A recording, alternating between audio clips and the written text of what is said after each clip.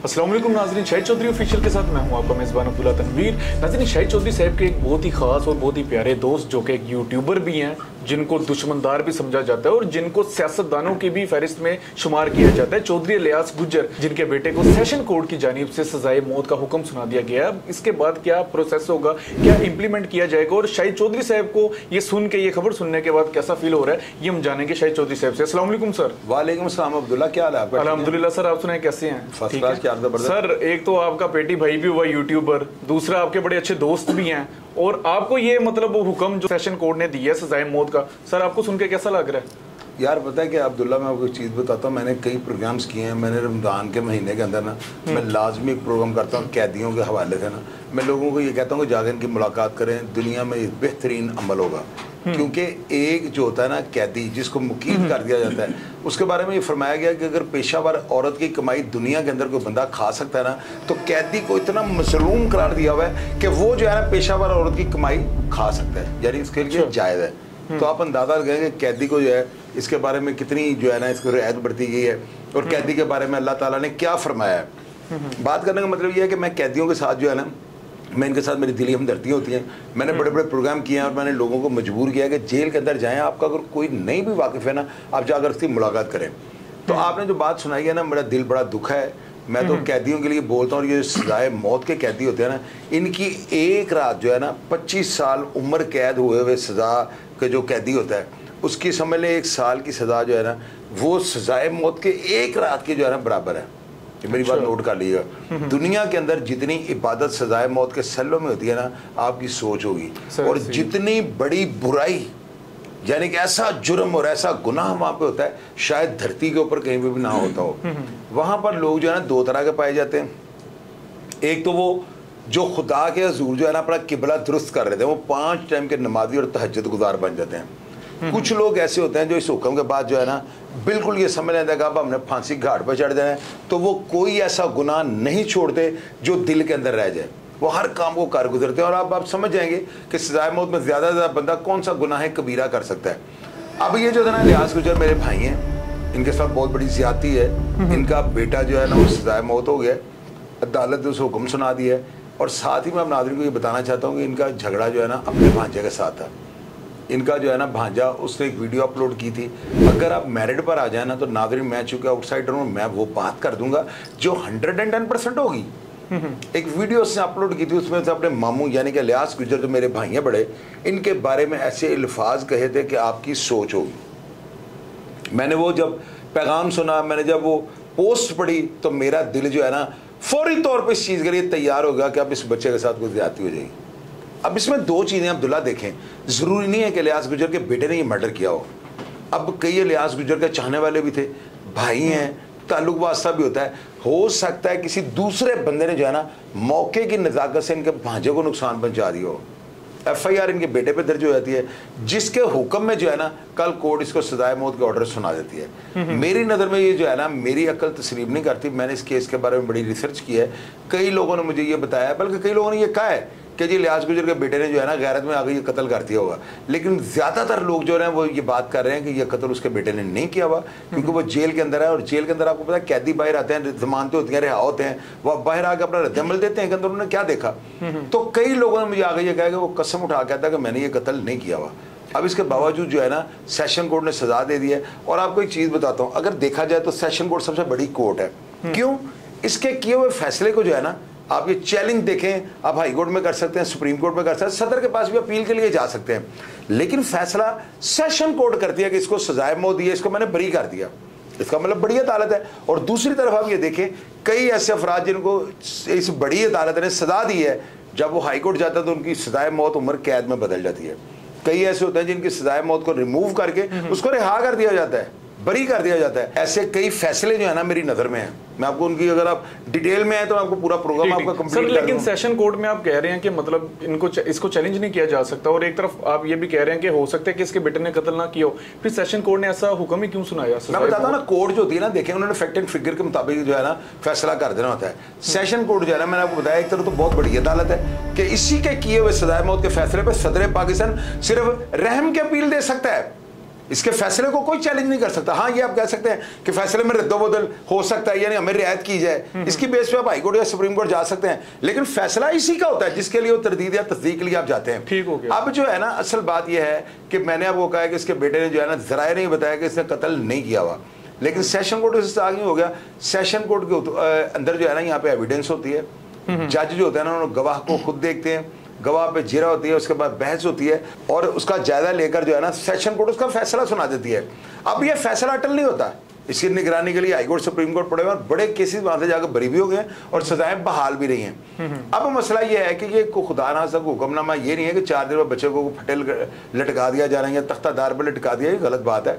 अभी 20-15 साल पड़े हुए हैं, इन 15-20 सालों में अपीलें होती हैं सुप्रीम कोर्ट के लिए, हाई कोर्ट के लिए, सदर पाकिस्तान के लिए, फिर जाकर कहीं ये प्रोसेस होता है। मेरी नज़र में इनकी बहन को जो है ना, अपने भतीजे को ये कत्ल माफ कर देना चाहिए और सुलह का रास्ता जो है ना अडॉप्ट करना चाहिए।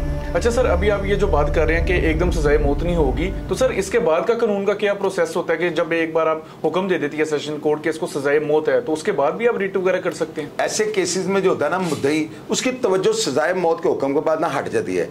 ऐसे केसेस में जो मुलजम होता है ना, उसके वारिस आगे अपील कर देते हैं, वो कहते हैं जी जो फैसला नीचे से हुआ ना ये गलत हुआ है, क्योंकि बंदा सजाए मौत हो चुका है। यहाँ पर जो है ना, मुलजम पार्टी जो सजाए मौत होता है उसके वरसा हाई कोर्ट चले जाते हैं, वो जाके कहते हैं हमारे बंदे को जो है ना गलत तौर पर सजाए मौत दे दी गई, इसको कहते हैं निगरानी। अब इसमें साल बाद अपील निकले, 2 साल बाद निकले, 4 साल बाद निकले, अदालत के रहमो करम पे जो है ना डिपेंड करता है। अब रही बात इलियास गुजर की, बहुत ज्यादा ताकतवर है माशाल्लाह, बड़ा उनका दोस्त अहबाब का दायरा वसी है, बड़े मिलनसार हैं, यारों के यार हैं, और उनका ताल्लुक इतना वसी है कि मैं हैरान परेशान इस बात पे हो गया हूँ कि अभी तक सुलह क्यों नहीं हो सकी।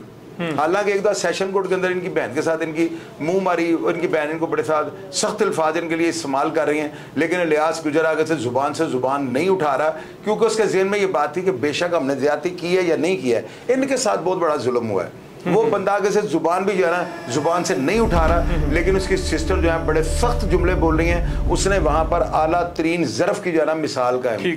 ठीक हो गया सर। अच्छा सर, एक क्वेश्चन मेरे ज़हन में आ रहा है आपकी बात से, ज़ाहिर सी बात है आपका भी बड़ा अरसा जेल में गुजरा है सर, जिन मुल्जिमान को अगले दिन मतलब सजाए मौत होती है, एक रात पहले उनकी क्या सूरत हाल होती है, उनकी क्या कैफियत होती है जब उनको पता चल जाता है कि उनको सजाए मौत दी जाएगी? यार पता है क्या होता है, ये उनको जो है ना एक दिन पहले अलहदा से एक ब्लॉक में बंद कर दिया जाता है, उनका ज़ारबंद जो नाला होता है वो ले लिया जाता है। उसके बाद जो है ना उनसे खाने पीने की अशिया जो होती है ना, वो इस तरह रखी जाती हैं कागज़ के ऊपर, प्लेटें वगैरह निकाल ली जाती हैं, स्टील की कोई चीज़ दी जाती है कि बंदा अपने आप को जो है ना ज़रब लगाकर जो है ना अपने आप को जो ज़ख्मी ना कर ले, क्योंकि जब तक उसका ज़ख्म सही नहीं होगा उसको कानून के मुताबिक फांसी नहीं दी जा सकती। लोग इस हद तक जाते हैं कि अपने पेट काट लेते हैं, लोगों ने अपने ब्लेड मार लिए हैं कि हमें किसी तरीके से 15-20 दिन का टाइम मिल जाए और शायद हमारी सुलह का इम्कान जो है मुमकिन हो जाए। लेकिन अल्लाह ना करे इस केस में ऐसी कोई कंडीशन मैं नहीं देख रहा हूँ। वो उनके इलियास भाई की बहन है, वो हर सूरत अपने भाई को माफ़ कर देंगी, क्योंकि इलियास गुजर एक पॉजिटिव सोच रखने वाला बंदा है।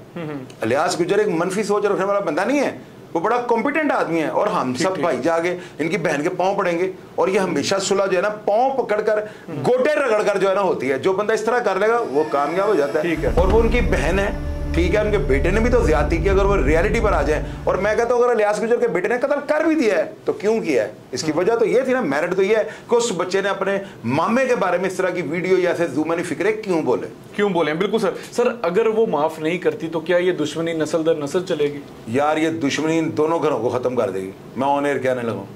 मैं आपको सच बता रहा हूँ, इलियास गुजर भी कोई लूला लगड़ा नहीं है, और उनकी बहन जो है अगर वो भी इस हद तक चली गई है तो पीछे वो भी नहीं हटेगी। तो आप देख रहे ना दोनों घर जो है सफा से मिट जाएंगे, क्योंकि ये गुजरों की जो है ना बरादरी, अब्दुल्ला देखो गुजर नीचे आगे शायद गर्मी भी खाए, लेकिन मैं सच बताऊंगा इनकी जो दुश्मनी है ना दुनिया की और बरादरी में, अस्तगफिरुल्लाह तौबा मेरी अस्तगफार, वो गुजर ही नहीं पीछे हो जावे।